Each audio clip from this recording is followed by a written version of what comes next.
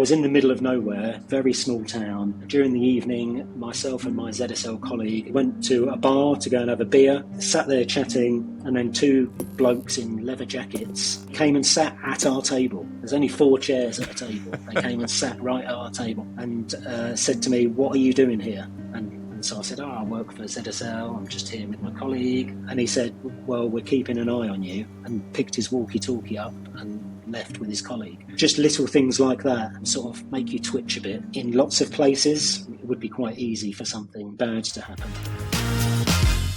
So I'd like to welcome a friend of mine to the Cognitas Global podcast this week. Ironically, we were both in the police at the same time, and although our paths never crossed, and yet they have crossed several times since we both left. I welcome Christian Plowman. Christian, perhaps I can ask you to give me a brief introduction of yourself, where you're working now for all our listeners, your current Absolutely. employment, if I may. Absolutely. Cheers, Lawrie. Thank you very much for having me, first off. I'm Christian Plowman, and as Lawrie said, I'm a former Metropolitan Police detective, and I currently work in the very unusual world of trying to combat transnational wildlife trafficking, and I have a specific focus on Central and Western Africa, particularly the Francophone, French-speaking countries, where lots of illegal wildlife products like ivory and pangolin scales emanate from. And we'll talk about this in great detail. And as you know, this podcast isn't all about me or the company. It's about the people that I work with now and who have an interesting life and a story to tell. I think if we move on from our police days, Christian, I retired in 2010. I think you 2011. Yeah. What I try and hope to do for our listeners as well is bring some experience of maybe transitioning out of public service into the private sector. It's challenging, as you know. I mean, both of us have done it. And there are many more people that will follow us, hopefully some of whom will maybe pick up some tips from this. No doubt. So 2011, you leave the police voluntarily, I hasten to add, as same as yes. me. Yes. Unlike many in this current climate, I'm sad to say. But so you choose another career, and it takes you where? Well, I think I was motivated to leave because I'm inherently a sort of nomadic person.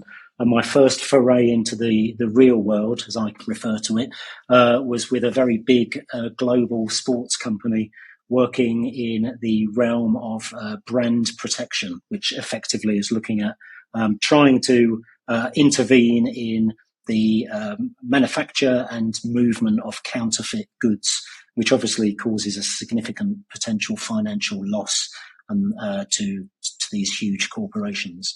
And I didn't work for them for very long for lots of different reasons. And one of those reasons was, interestingly, this transitional period.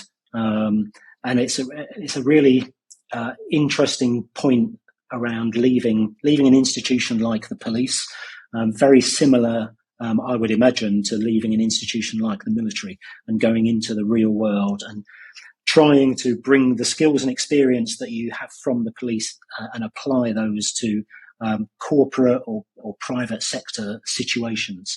And I found that, I'll be honest with you, I found it extremely challenging. It was one of the most challenging elements of it was the fact that in the real world, you're probably given sort of slightly more leeway and autonomy. And that's weirdly something that's very, very difficult to get used to. Did you have in mind what you wanted to do when you left or not? I mean, you've gravitated towards something that is very law enforcement centric. Yeah. Was that because you wanted some initially just to get a job or did it interest you? I mean, how did that all happen? I mean, that initial job that I had straight out of the police, it was for a particularly well-known brand who I'm not going to name, but I'm a big fan of them. And that was a big motivating factor. But yeah, you're right. I think it's very normal for having served in the police to go into some sort of law enforcement-esque investigative sort of compliance type role. Nothing wrong with that whatsoever. It's very similar to what I'm doing now, and it's very natural to do so. But I think my career change motivation was probably influenced quite significantly by wanting to see a bit more of the world, not necessarily physically. I don't necessarily mean travel, although there was travel involved, but just to open one's eyes up to other things, and to engage with and meet other people who are not necessarily from a police background. That's always an eye-opening thing, because we traditionally tend to congregate together. Our social lives are together in the police. It's almost quite rare to have very good friends who are outside of that police network. So I think I just wanted to do something different, or experience something different, as weird as that sounds, because like I say, it was a very similar policey type role. I get that, and I'm cautious of using the word institutionalized, but when you are in the police, no matter what your level of life experience,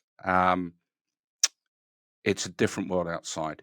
And since 2010, I've personally traveled to 37 countries where I work now.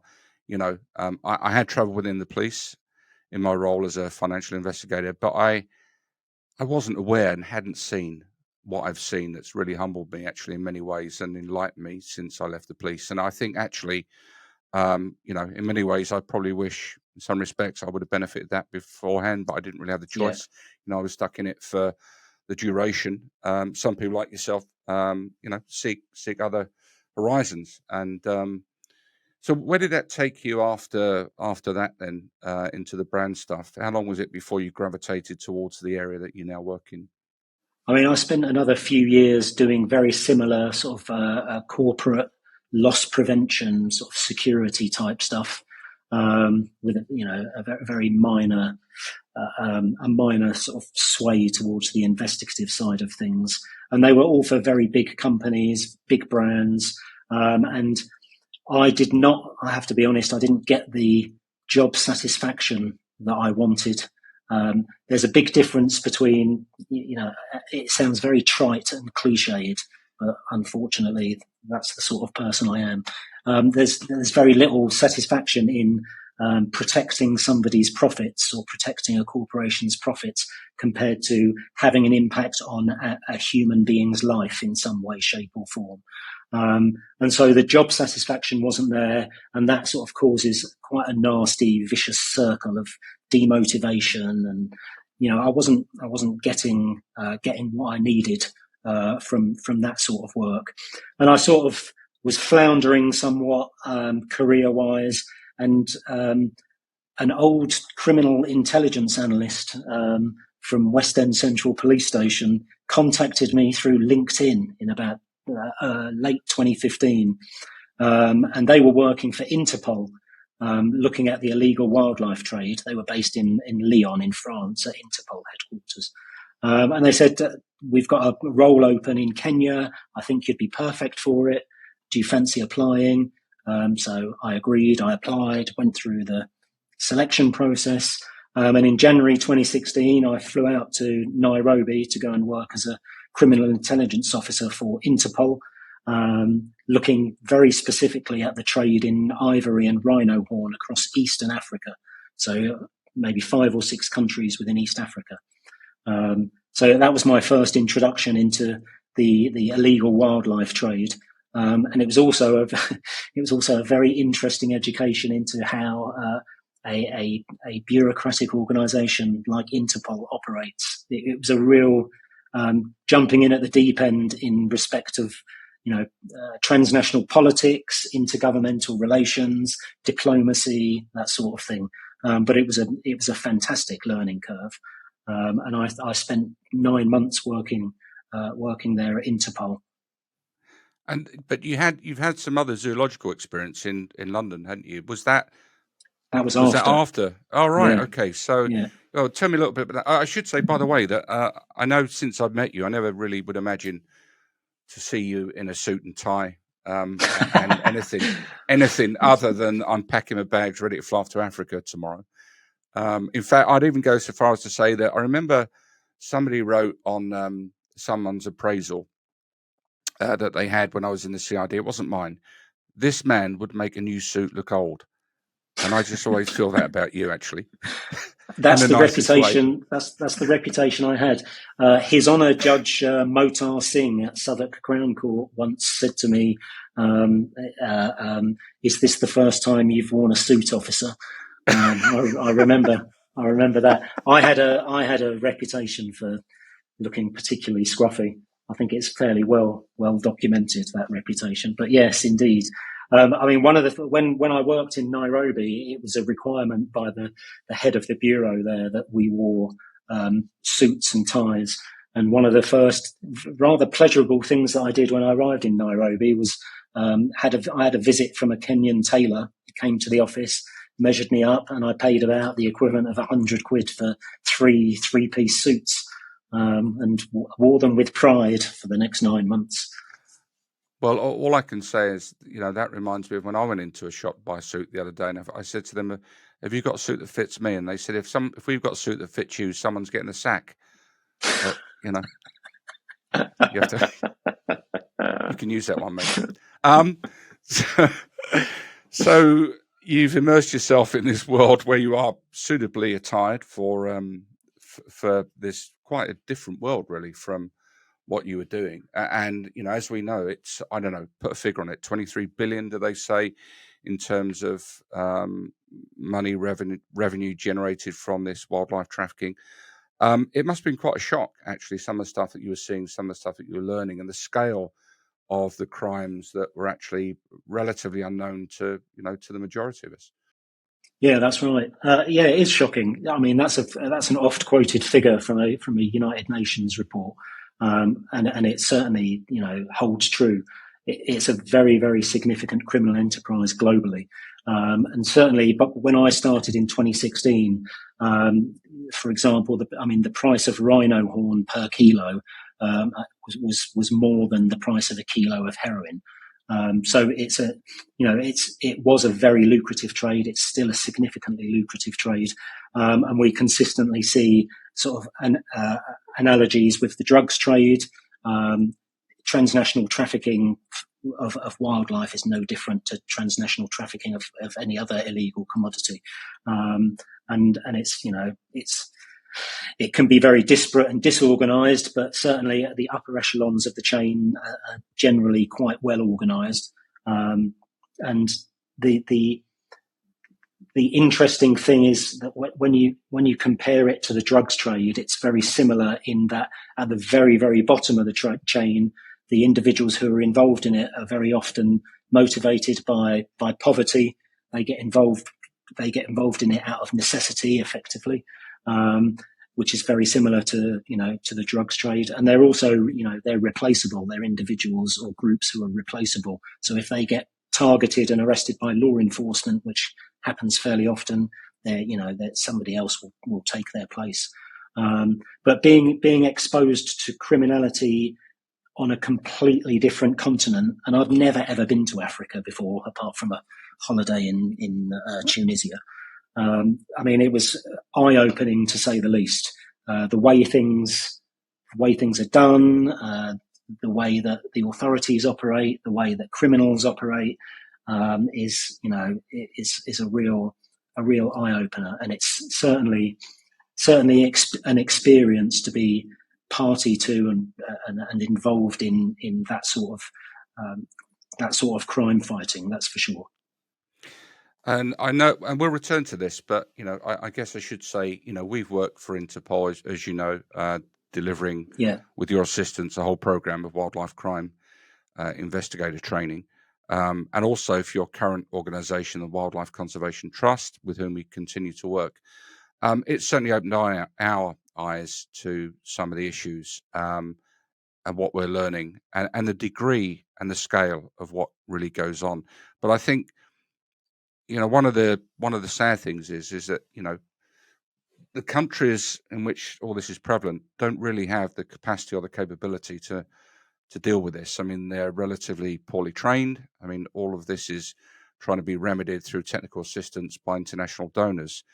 But it's really down to a tremendous amount of hard work that the non-governmental organisations such as yourself, Wildlife Conservation Trust, and other organisations, the Durrell Conservation Trust, and many, many others are doing really to try and intervene in this world. But let's just return to you again. So you're working with Interpol, and then you come back to London to do some work at the zoo. Yeah, I mean, the Interpol work was on a short-term contract for a particular project, and that came to an end. But obviously, being the astute young man that I was, I made sure that I had something to go back to. So I went to work for the Zoological Society of London, ZSL, which I would always just refer to as London Zoo. And I worked there as their law enforcement advisor for about 3 years. So unbeknown to many people, London Zoo have conservation programs across the world and projects across the world supporting various conservation initiatives to protect endangered species and endangered landscapes. And again, this was speaking from the perspective of transitioning from the police to the private sector. So, I mean, when I worked for Interpol, it's a fairly policey organisation. The vast majority of staff there are either serving or former police officers, or they have experience within a policing context. Whereas going to an NGO is almost as difficult as transitioning from the police to the private sector. It's a completely different ballgame. And really, as a former cop being employed by an NGO, you are the sort of point of contact for absolutely anything law enforcement, intelligence, criminal justice related, completely. Nobody else understands that world because the people that I worked with at London Zoo and the people that I work with now are quite frankly incredible in their fields. Easily the most intelligent people I've ever encountered, who are ridiculously intelligent, extremely committed and passionate to their particular subject or their particular role. And it's quite it can be quite overwhelming to be amongst people like that. And I think that's something that takes time to sort of come to terms with before you sort of realise, well, hold on, actually, these guys are experts in, lion behaviour, but I'm actually an expert in, intelligence gathering or whatever it might be. And you sort of begin to find your comfort zone and understand the niceties of an NGO and how it works. You mentioned already, it's the fight against wildlife crimes largely supported by donor funding, and a ridiculous proportion of my job, although I do enjoy it for the most part, a ridiculous proportion of it is writing funding bids and funding proposals and writing reports for donors and liaising with donors and things like that. So that's a really important aspect of it.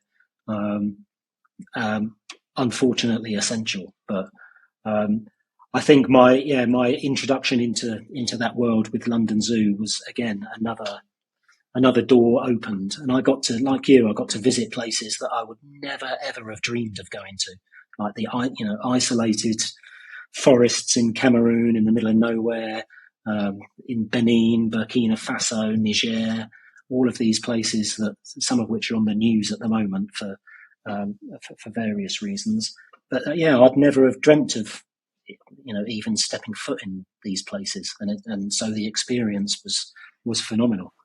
And you have a great advantage working in the region you do, because I know you speak fluent French.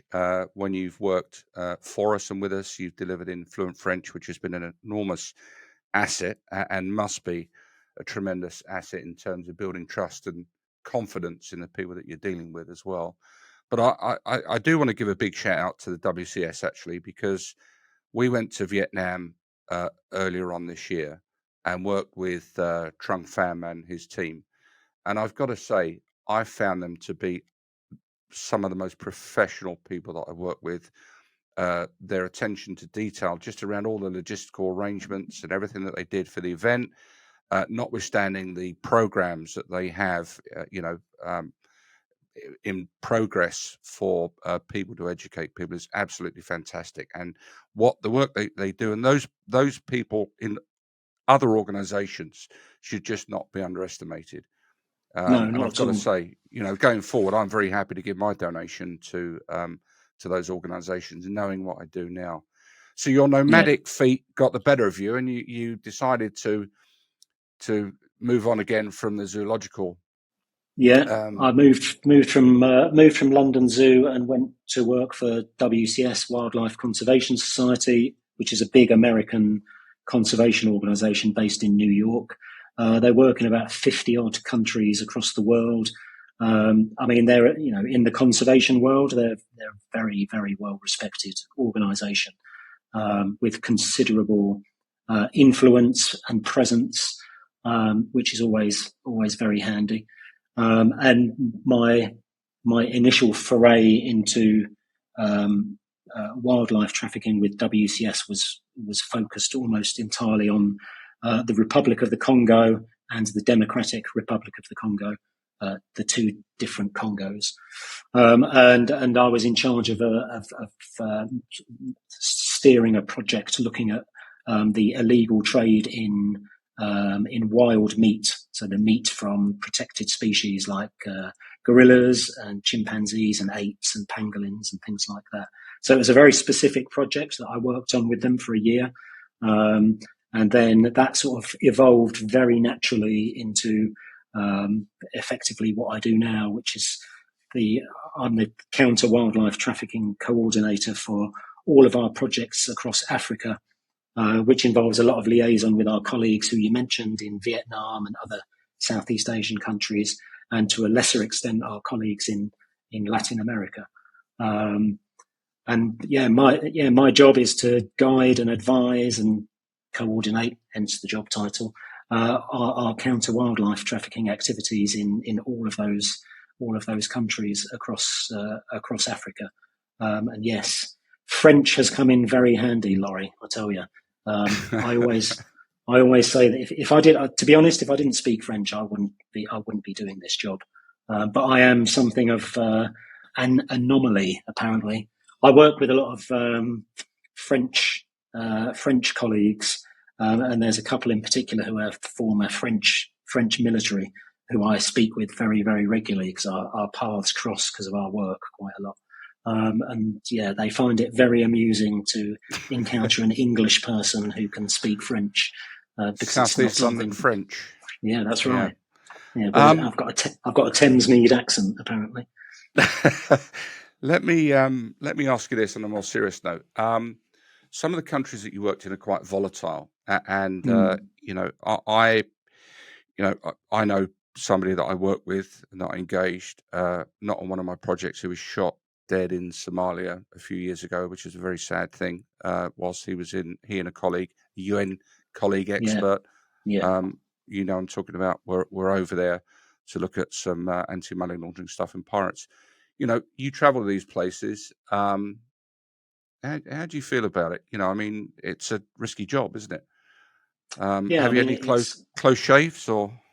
Yes, it is risky, and it's sort of it's even more risky, I think, and certainly I've experienced. It's more risky when the authorities that you encounter, who you're not necessarily working with, are aware of precisely what it is that you're doing. So even just the fact that you're an ex-cop or you're working in counter trafficking could be cause for concern.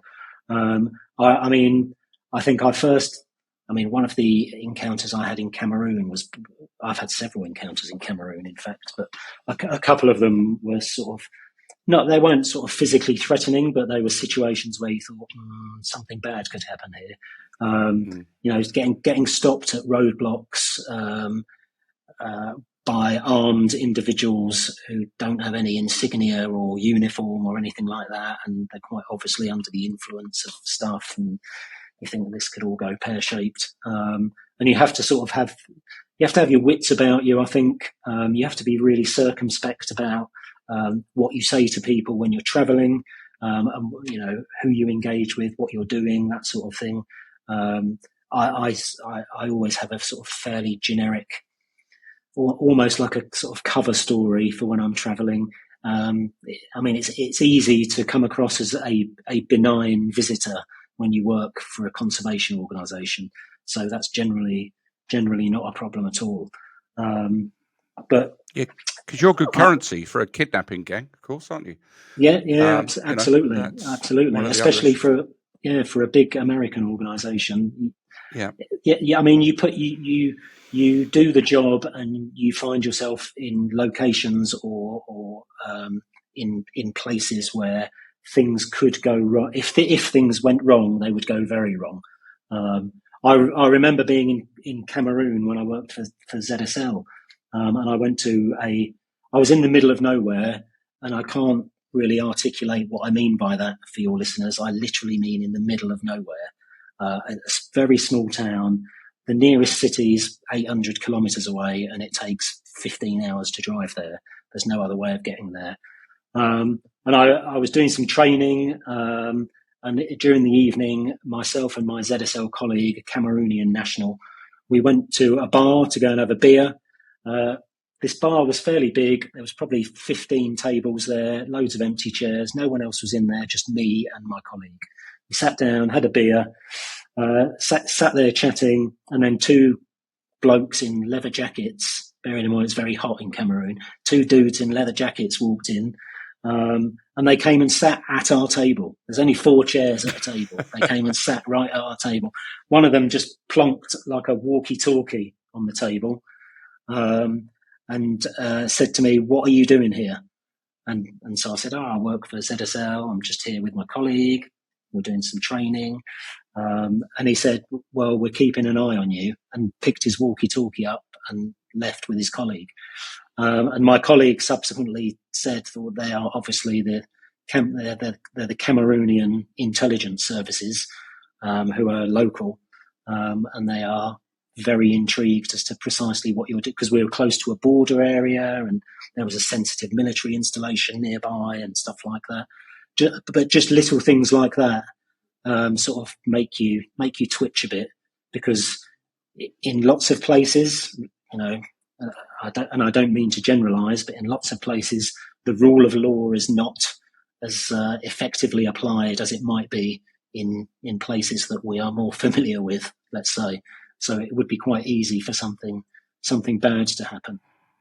Was the issue with those two guys the fact they never bought you a drink before they left, or? Yeah, it was not the CID way. I was very disappointed in them.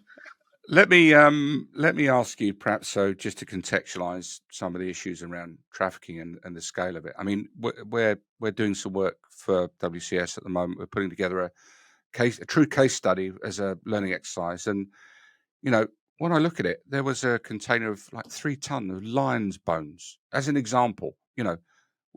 Just give the listeners some idea of the type of scale of trafficking and what it's being used for, and maybe even where it's going. I mean, you just would not comprehend some of this stuff that's being smuggled.